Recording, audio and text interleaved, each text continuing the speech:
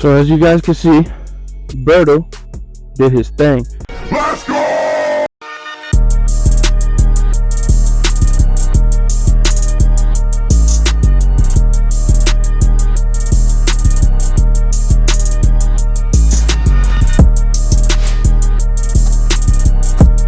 Shout out Berto. I'll put his card up again right here. Shout out Berto. He did his thing. He put in the new ball joint, as you can see. New ball joint, nice and sturdy. Put the grease in there for us. Already pre-greased it for us. Now all we gotta do after we do the ABS sensor is just put the ABS sensor into the little hole that's here. Connect it in the engine bay. And then once it's connected in the engine bay, we'll be all set to reconnect everything, throw the wheel back on, and take it for a ride. Let's go! Kinda have to replace my ABS sensor because last time it was seized in there and it was off camera, but I did get it out. We're just gonna have to replace it. It goes through that little plug bracket into the bung, and it goes into here.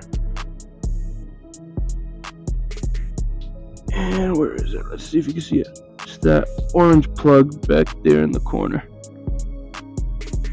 See, it comes out the white bung and then right there. So we're gonna have to disconnect it, pull it out, and put in the new one. So once we do that, then we can put in the spindle and reconnect everything. As you guys can see, as soon as we open up the ABS sensor, it already comes with the little brackets to attach it to the spindle itself. And it has the actual ABS sensor, the plug, and the bung or grommet, whatever you want to call it. All we gotta do is pop out the old one, pop in the new one, plug it in both sides, and we'll be good to go with this part. Doing the ABS sensor, I'm gonna do it off camera only because it's just something little simple and quick, and kind of sucks trying to put the camera under there to catch it.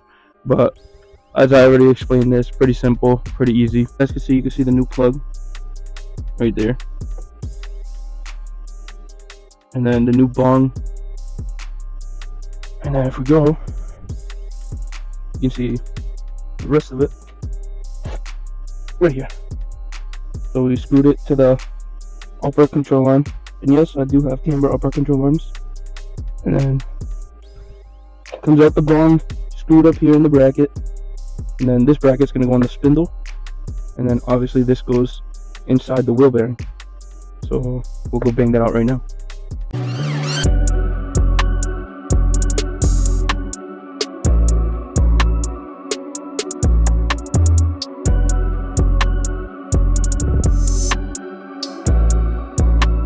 One eternity later. Starting to get dark. So put on this headlamp, fire. But that's not the point. I'm gonna show you guys what I've done so far and what else we have to do next. Alright, so basically we got the ABS sensor in, screwed it down. Just gotta screw it to the bracket here. The screws right here. Got it screwed up there. Got the top control arm screwed, tightened in with the cotter pin. And down here we got the tire rod screwed in, bolt. I need to put the cotter pin in, then we're done with that. Then what's next is just put on the rotor. It's down here, put on the rotor, and then after we put the rotor on, put the caliper with the brake pads, and just connect this brake line back onto the spindle. We're all set. Yeah, quick update, we're almost done, but yeah, I had to rip out the damn plastic from underneath. If you know, you know. Although Hondas never have this plastics from the wheel well, because that's what they are. But yeah, I took mine out. I'll show you guys right now. So basically this is how it's looking right now. Everything's connected. I just gotta finish tightening the bolts from the caliper in the back. But yeah, everything. I gotta tighten this too, right here, the brake line to the spindle.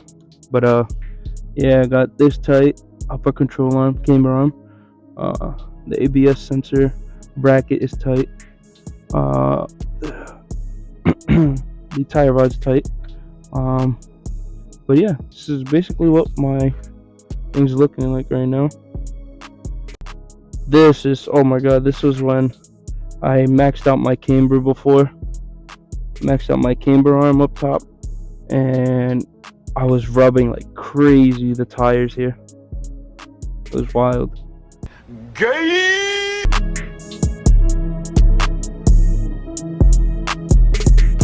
Alright, so now the car is done.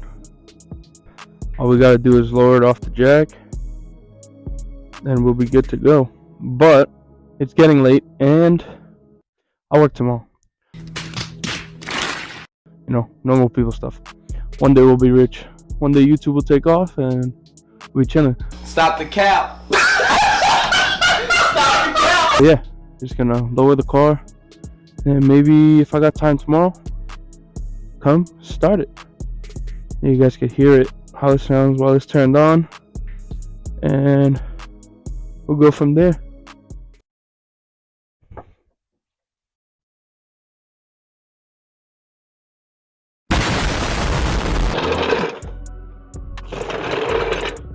Let's go! It's about time, bro. You know how long it's been that this car's been sitting, and I've been dying to see it on all 4 wheels. Like, bro, come on now. Can't tell me that car does not look nice, even without the bumper. Okay. Like I said last time, I might even just run it without the bumper for a while. Gay! I don't know, we'll still see about that. But I don't know if you guys can catch it on the camera, but see the honeycomb in the light? Oh my god, that's fire. I'm still debating on keeping that for this season or changing that too once we change the whole look of this car. Everything's gonna be different, everything's gonna change, and you guys are just gonna have to stay tuned.